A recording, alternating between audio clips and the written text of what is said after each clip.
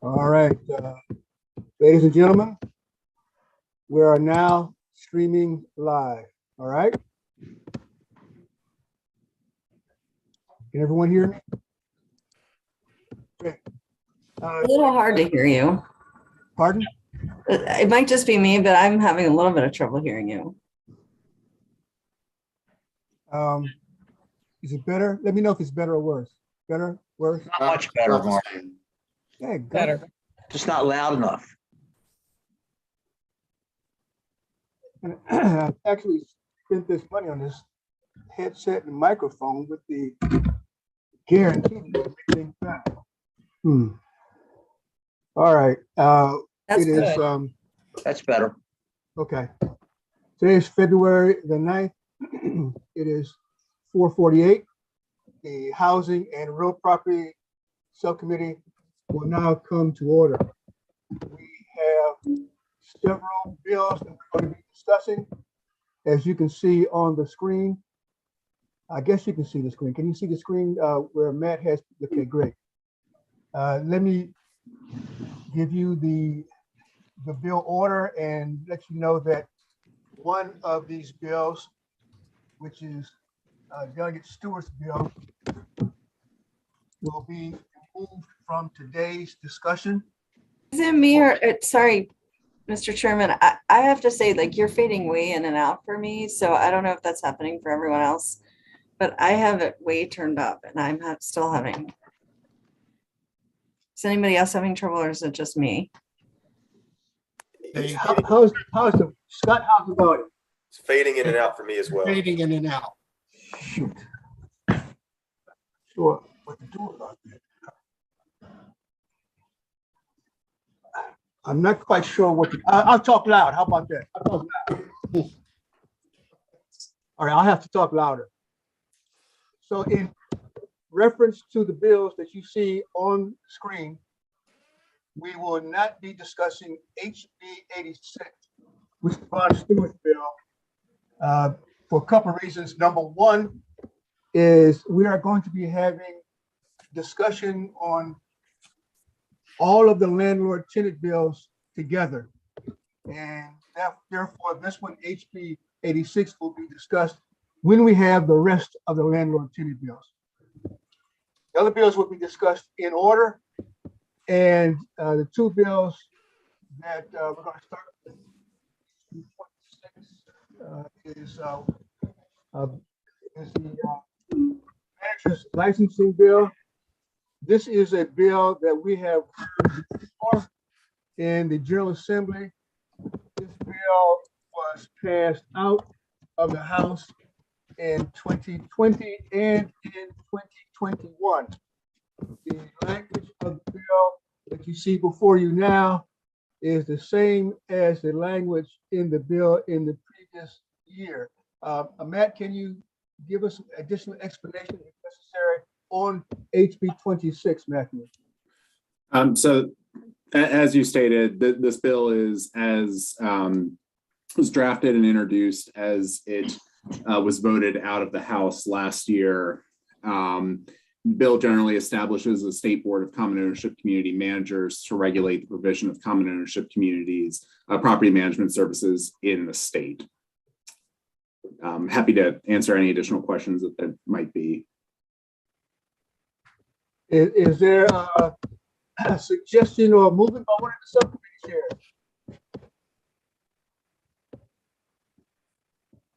chairs? What's your pleasure, Mr. Chair?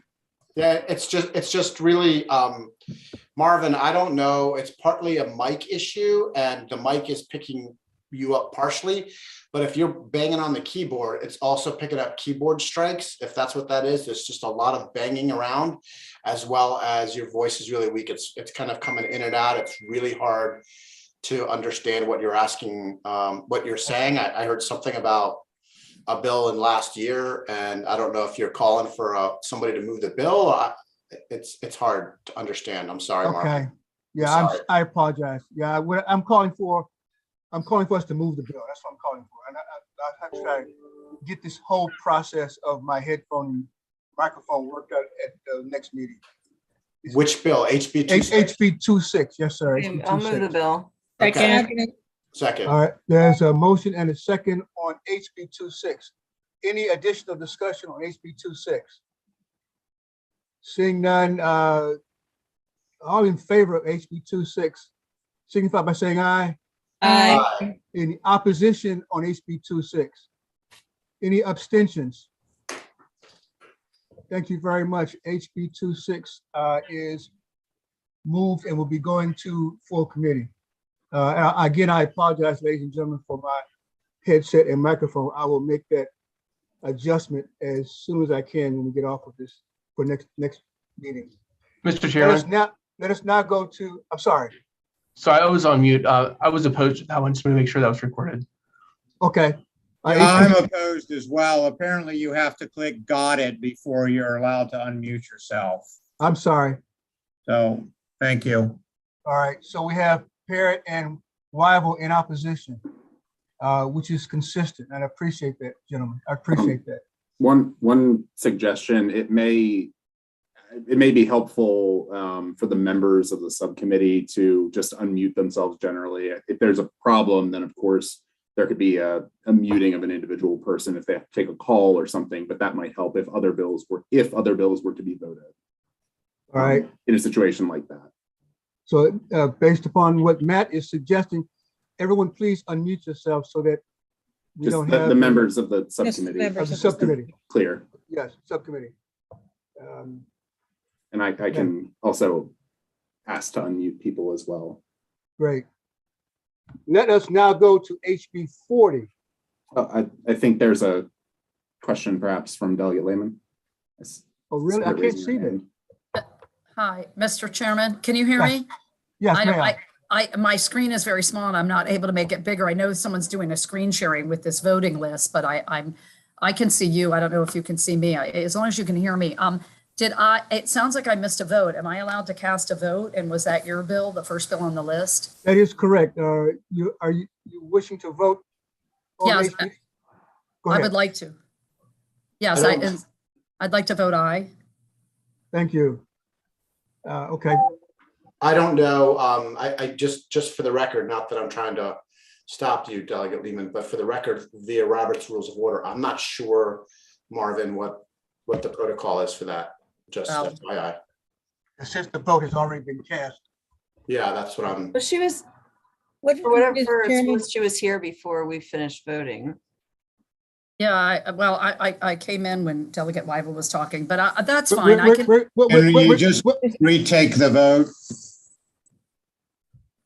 Or can you do that under Robert's rules or not? This is a vote for HB 26. The motion is favorable and we do have a second. And we're going to do a roll call vote on HB 26. Is there any additional questions? Delegate Healy.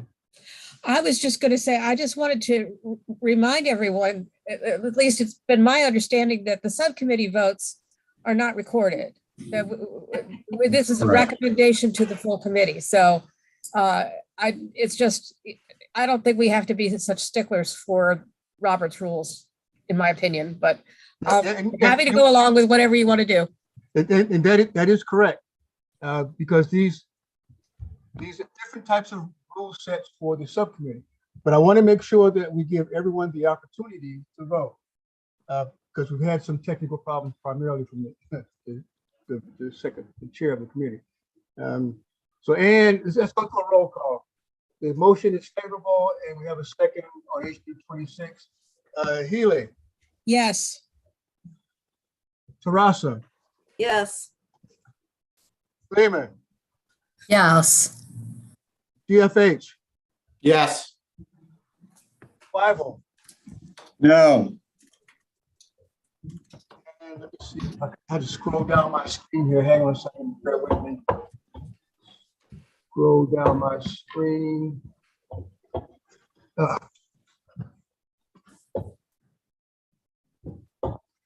All right.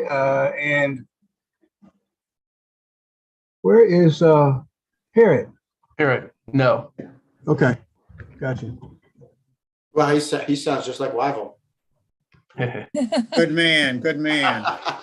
Oh, it's so funny. Thank you, ladies and gentlemen. And Delegate again, Wells is on the call Wells? too. I'm sorry. Delegate Wells is on the call as well. Yes, I'm sorry, Melissa. Delegate Wells. yes. Thank you. Thank you. Let us Is now go to- Siligardi not on the call? He is on the call now. Yeah, thank you very much, Weibel. Okay. I didn't see it. I still don't see it. Delegate Celebrity, Real HB 26. I'll say you. Can't hear you. Oh, no. Guys, 26. Come on, Mr. Chairman, stay with me. We're on the next one. He HB votes 26, no. No, okay, thank you. All right, let's go to HB 40. Can't hear you. Wait a minute here. Wait a minute. 40. Matthew, please give us a description of HB 40 and explain to us the amendments that we have on HB 40, Matthew. Certainly. So HB 40 has had several amendments on it. So I'll just remind the committee that this bill clarifies generally that a board of directors of a condominium may not withhold certain agreements that were made to the with regard to the unit owners. But because of the amendments, I'll explain the bill in terms of the amendments. So the first amendment, and I'll just refer you to the document I sent out earlier today with the edit. So you'll know you're looking at the correct version if you see my handwritten note, edit, see page 2. Got it. Okay. The first amendment here is technical. It just makes changes to the purpose paragraph and function paragraphs of the bill that are necessary to implement the other changes in the sponsor's amendment. The second amendment generally requires certain disclosures to the Council of Unit Owners, a member of the public buying a condominium unit from a vendor, and a member of the public buying a condominium unit from a unit owner, so someone other than the developer, if the board of directors or the Council of Unit Owners enters into an agreement that settles or releases claims related to common element warranties under Section 11-131 of the Maryland Condominium Act. And then there's a third unlisted amendment. The committee received a request for— I can't seem to get into this thing. I mean, I got all by everybody's names and faces but mine. oh my God.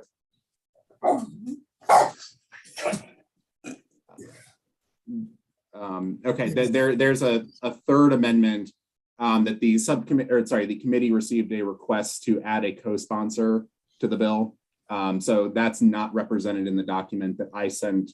That would just be something the committee could consider, or the subcommittee could consider if they decide to move the bill forward. So, I'm sorry. go ahead, Doug Ross. I missed, I don't understand what the last thing you said is. There's another amendment from the sponsor or something else? No, Adding a co-sponsor. Yeah, it's an amendment to add a co-sponsor. It's not in the document I sent you. It would just be a separate addition of a co-sponsor to the bill. So the first amendments 1 and 2 are presented here in the document you received earlier.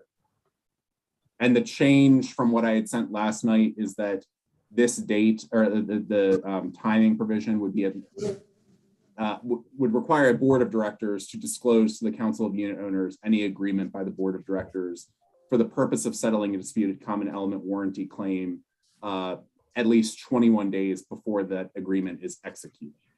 And may I add, ladies and gentlemen on the subcommittee, that these amendments, including the handwritten amendment changing 30 to 21, have been agreed to by stakeholders and the sponsor. All right, I move the amendments. Second. Is there any discussion on the amendments? Can I ask Yes. Ms. Strawn if she has an opinion of because I don't understand what the reasoning is for the 21 versus 30 days and if it has any significance. Karen, are you there? Yes. I would like to state this is the first time I've seen the amendments when they came through from Matt. So I'm not sure what led to 21 days versus 30 days. However, I do still have one small concern, which is that the disclosure paragraph that says that you can disclose to prospective unit owners is done in a way that says that you can disclose to prospective owners if the settlement agreement has been reached. But if the settlement agreement is in the 21-day period or is in the period before that, I'm concerned that would not, this bill as written would not require notifying a prospective unit owner about that settlement if it hadn't been signed yet. Mr. Chairman, if you would, I worked on these with CAI. Hey, hang on a second, Bob. So Karen,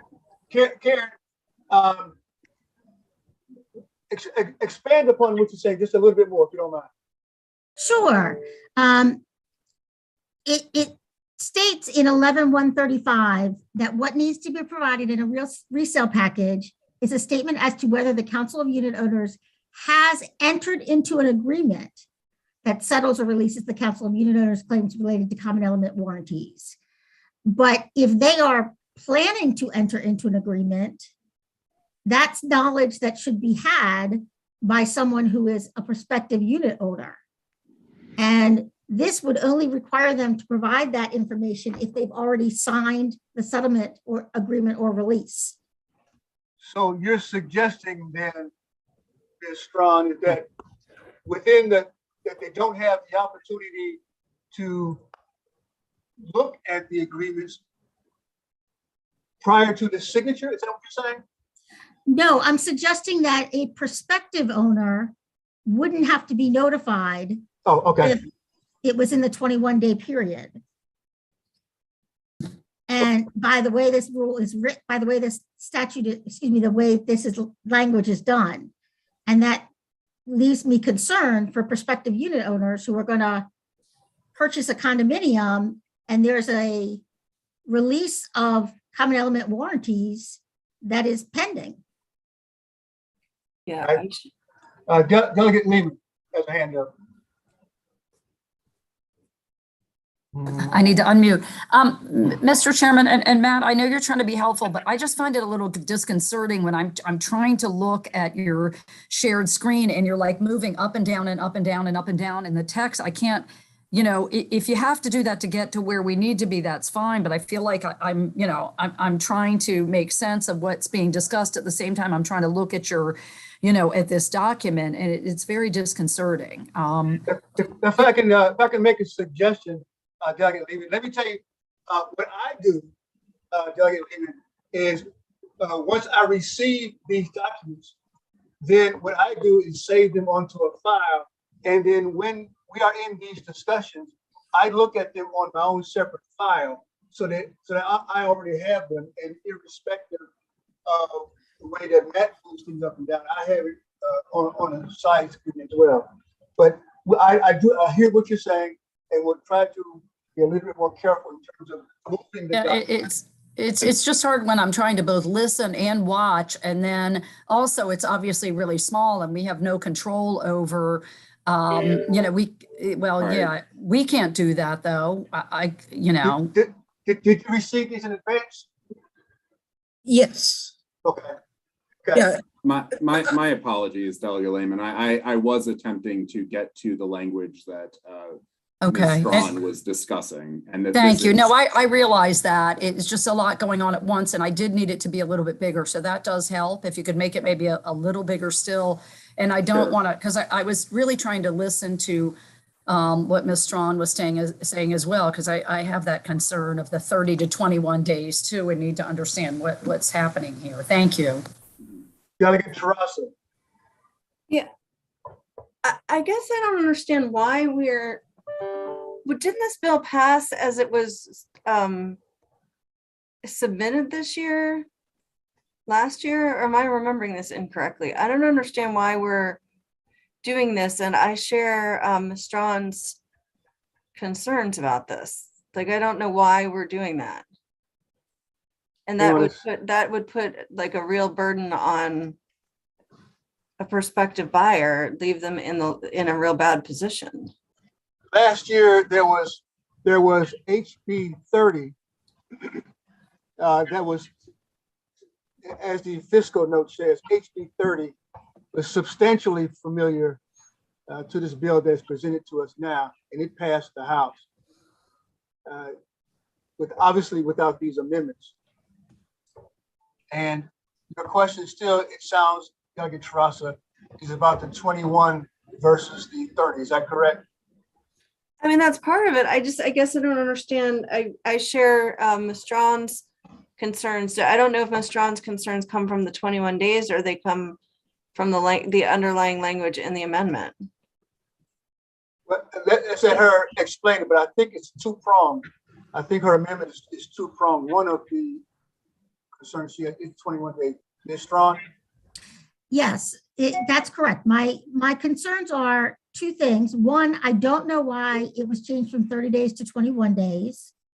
And two, that I don't know why the language was stated in a manner that does not require any advance notice of any pending settlement agreement or that or any agreement that releases the claims related to common element warranties to a prospective unit owner because it is still pending at that point.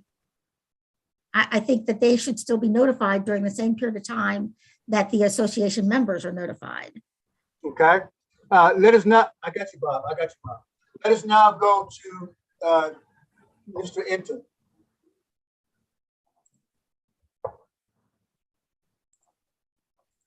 Mute yourself. Can't hear you, Bob. Mute yourself.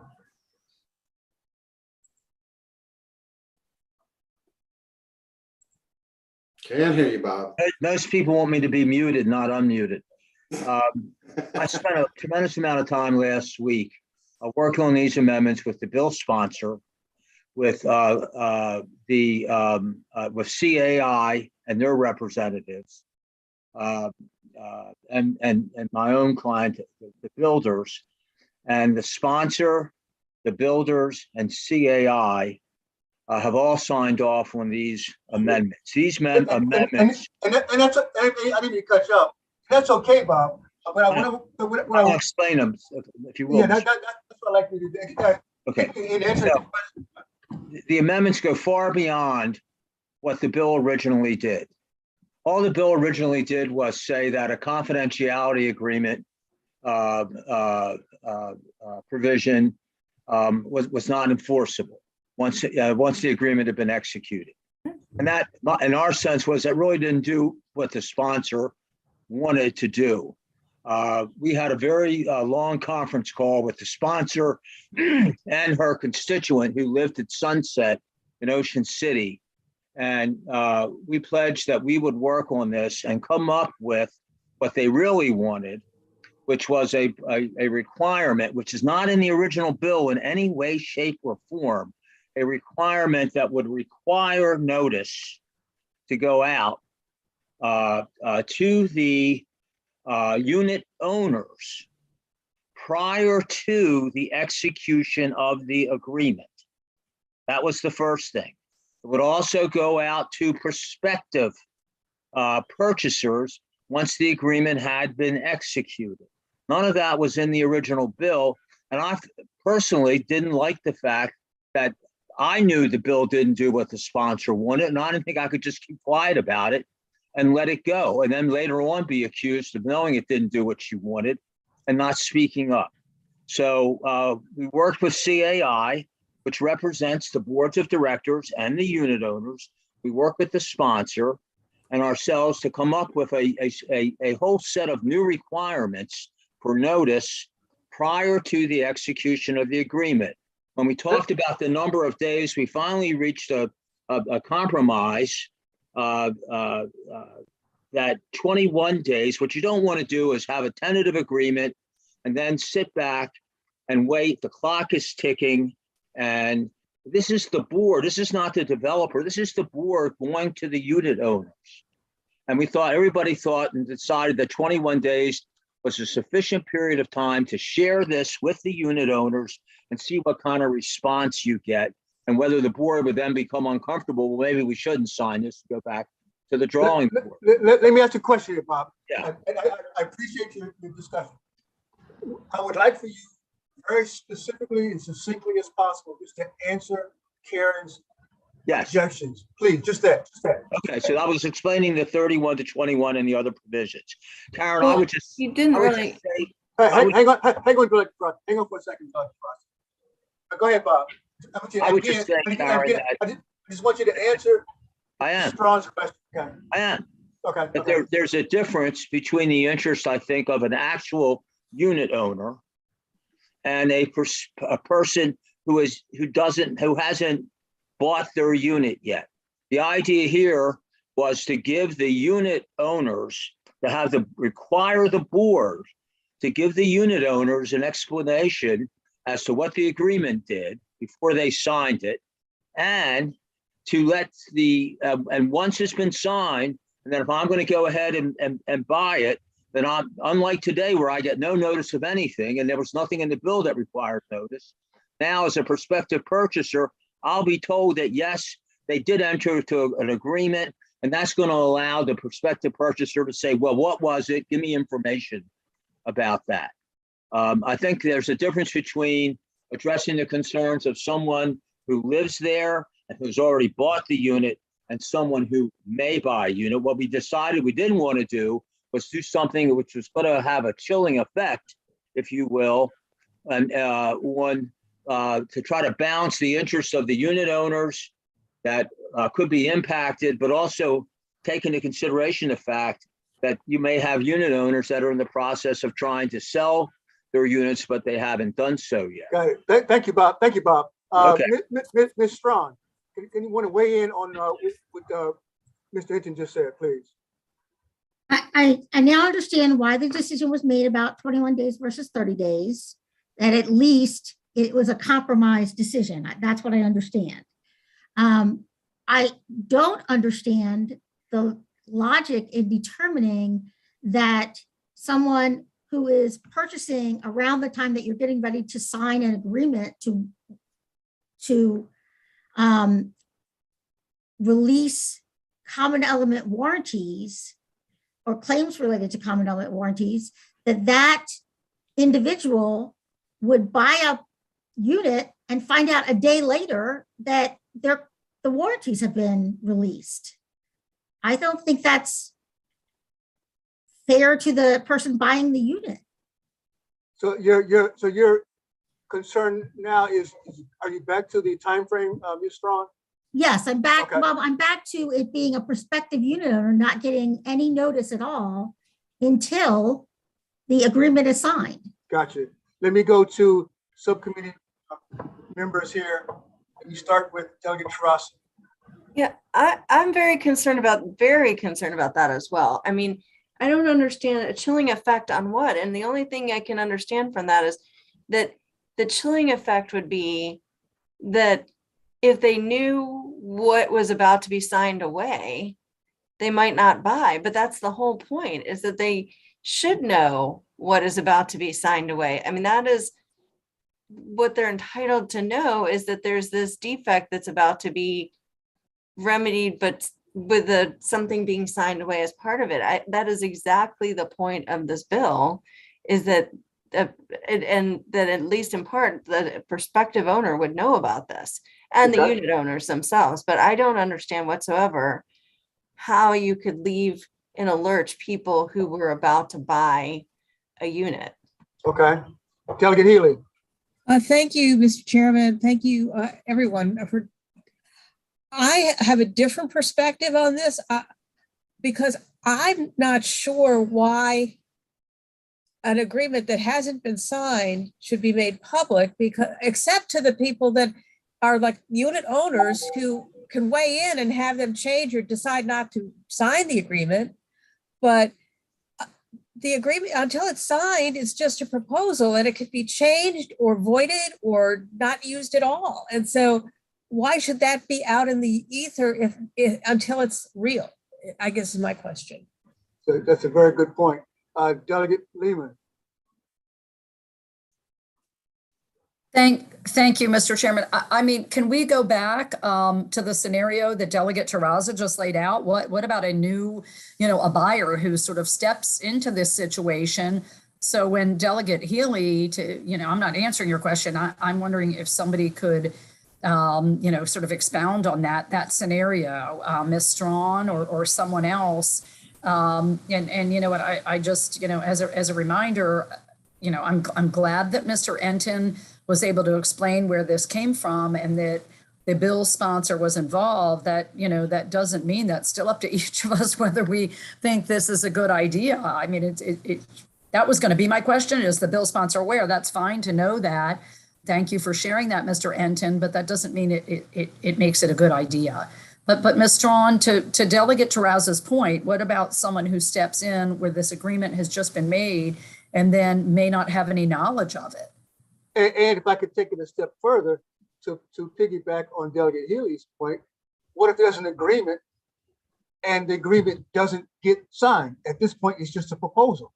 So if you could expand upon that, Ms. Strawn, I'd appreciate it.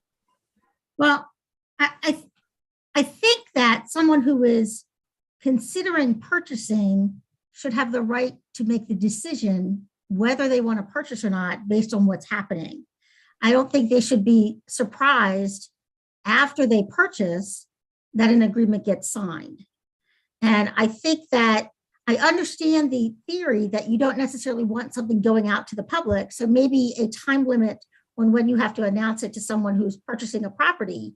But if not, they're being unfairly misled when they are thinking about purchasing a property if they don't have to be told until they actually purchase the property, and the agreement could be signed a day after they purchase the property.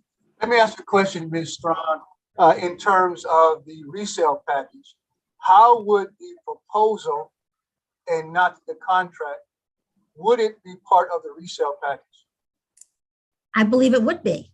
Okay, so if the proposal and not yet the contract would be part of the resale package, then it would be covered in alerting the proposed buyer that something is afoot that they should be aware of. Is that correct?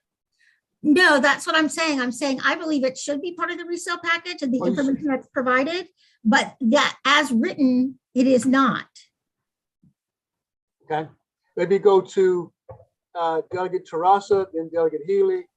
And we're going to the last bill because we have to get out of here to the full committee meeting at 5:30. I mean, I'm sorry, leadership meeting at 5:30. Delegate Terraza. So is there a definition of prospective buyer? Like, I guess I kind of understand what Delegate Healy was saying, but like you wouldn't want like everybody who comes by the house and looks at that or the unit and looks at the unit. But like if somebody's putting an offer on the unit, they should know what they're getting themselves into. And so and that's why I would not to cut you off, Delegate Terraza, but that's why I was asking if someone puts an offer in, would this type of language be in the resale package? That's why I was asking that question.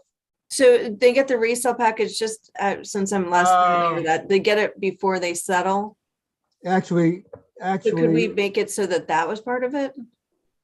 I mean, maybe that's what it needs to say. Yeah, the resale package is provided to the potential purchaser at a time frame after the purchaser signs a contract, but they also have time frame to withdraw that contract if they don't receive the documents at a reasonable amount of time. And let me figure out those time frames and the language. At the very least, because at the very least, they should know by then. That's like, correct. Like maybe not everybody who comes to an open house, but that I don't know. Yeah, let me easy with that. Let me go to Delegate Healy and then DFH, and then we're going to move on. So, thank you, Mr. Chairman. Again, you said something just a couple of minutes ago about saying, the prospective buyer should know something is afoot, but they don't necessarily need to know the details of a proposal that isn't even signed and that is still being weighed and the unit owners, the condominium board whoever needs, may want to change it before it goes into effect or before it's signed. So yes, they should know something is afoot, so that there is a dispute and that it's in the process of being settled, but the exact terms have not been Ironed out yet. Yeah. Thank you. Delegate DFA, Delegate Treasurer Doggo. Yeah, I'd just like to make a suggestion. Marvin, I think we're supposed to be in leadership like 10 minutes 5:30. ago, 5:30. 5:20. 5:20. I would just suggest that we're having some technical issues. So it's a little hard to understand you. And I think we need to try to figure out how to get that rectified. And then this is obviously, there are obviously some concerns with this. I would kind of recommend maybe we just hold this bill and work out some of these details so that other people are comfortable. I don't like holding bills. I want to get the bill out, but there's a lot of unanswered questions. And quite frankly, there's a lot of technical issues right now, just tech issues. I agree, DFA. And for some reason, I thought our meeting was at 5:30 and 5:20. I apologize. There's also just some tech issues, Marvin, that I'm happy to help you, but we got to figure out what's going on with your tech issues. So, ladies and gentlemen, at this point, I'm going to have a motion to adjourn this meeting because we have to go to another meeting. Is there a motion? So moved. Is there a second? Second. I don't know what we're voting on, but okay. We're not voting. We'll continue this at a later point, ladies and gentlemen. The meeting is adjourned and we will continue. Somebody else tell me what's going on because I have no idea. I don't know. I cannot hear what he's saying. What? If I could say, if you can hear me, what's going on is that we're adjourned. The motion was to adjourn this meeting so that we can go to our leadership meeting. Okay, well, somebody tell me when we're meeting next because I can't hear. But I don't know. I would say. Okay. All right, that's fine. Yeah, let's just. Thank you. There's a standing meeting on Wednesdays after bill hearings. So Okay. that would be the next. Great. one.